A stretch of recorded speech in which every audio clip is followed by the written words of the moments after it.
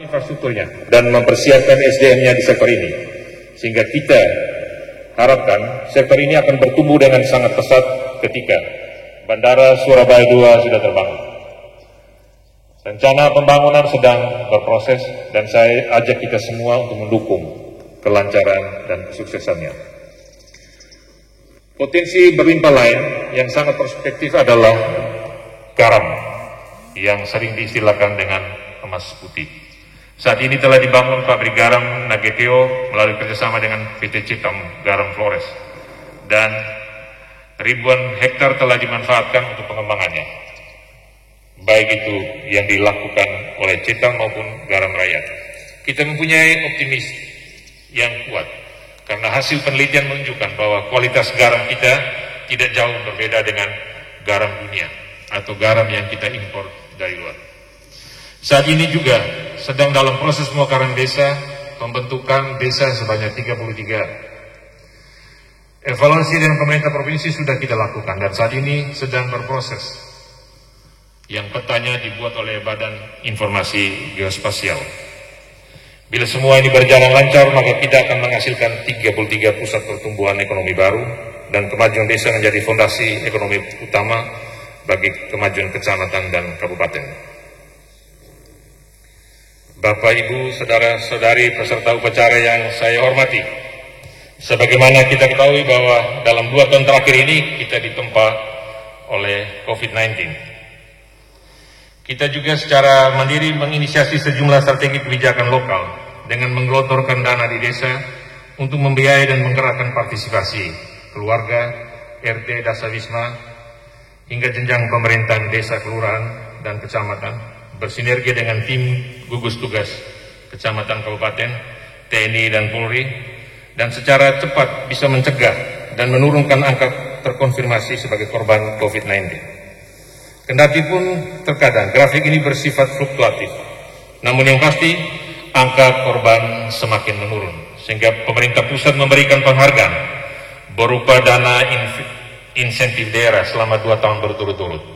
Dalam tahun 2020 kita mendapat alokasi 23 miliar 710 juta 906 ribu rupiah, dan tahun 2021 kita memperoleh 8 miliar 410 juta 250 ribu rupiah. Kendati pun saat ini keadaan sudah semakin terkendali, namun saya mengajak kita semua untuk tetap waspada agar kita tetap dalam kewaspadaan yang tinggi. Alert sistem kita hidupkan agar penyebaran COVID-19 ini bisa kita atasi. Bapak, Ibu, saudara-saudari peserta upacara yang saya hormati, saat ini kita boleh berbangga karena hasil evaluasi seluruh penyelenggaraan pemerintah, pembangunan dan pelayanan oleh Kementerian Pendayagunaan Aparatur Negara dan Reformasi Birokrasi menempatkan kita pada skor B atau baik, dan hasil evaluasi tata kelola keuangan daerah kita oleh BPK menempatkan kita pada hasil wajar tanpa pengecualian selama 2 tahun berturut-turut. Capaian prestasi menggembirakan ini bagian dari upaya kerja keras dari seluruh jajaran pemerintahan bersama seluruh masyarakat Nageteo yang patut terus kita pertahankan, bahkan kita tingkatkan untuk tahun-tahun yang ke depan. Kemajuan hanya bisa diraih dengan kerja keras dan pengorbanan tanpa pamrih.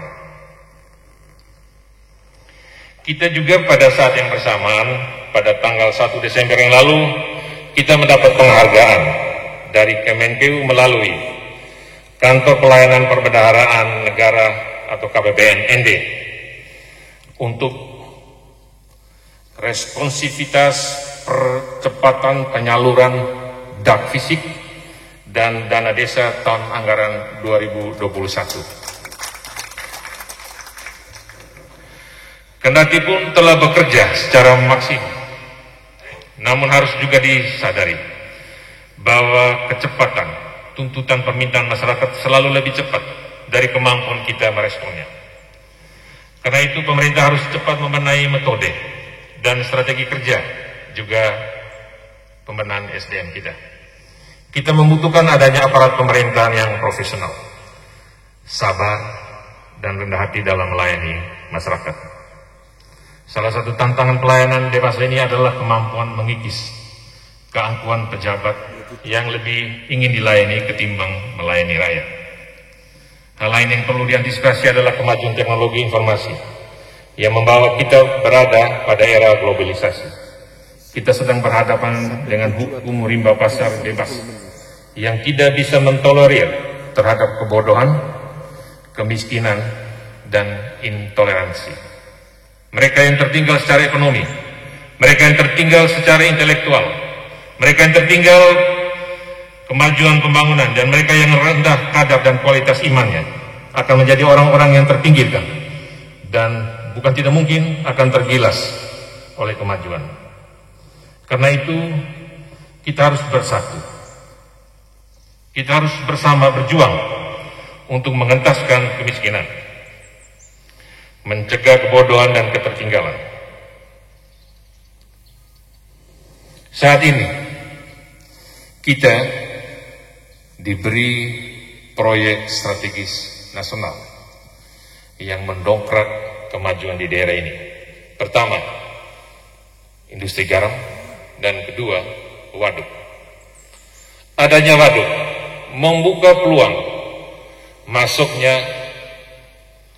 dana soft loan Bank Dunia untuk memperbaiki infrastruktur pertanian kita. Di Mbai Kanan tahun ini kita dapat informasi bahwa sedang dalam tender 74 miliar buat kita.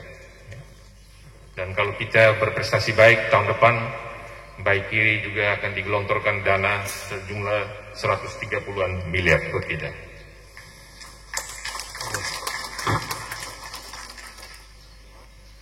Mari bertekun bersama-sama menjalin kekuatan kita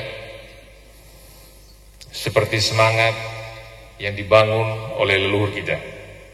To'o jogo wakasama.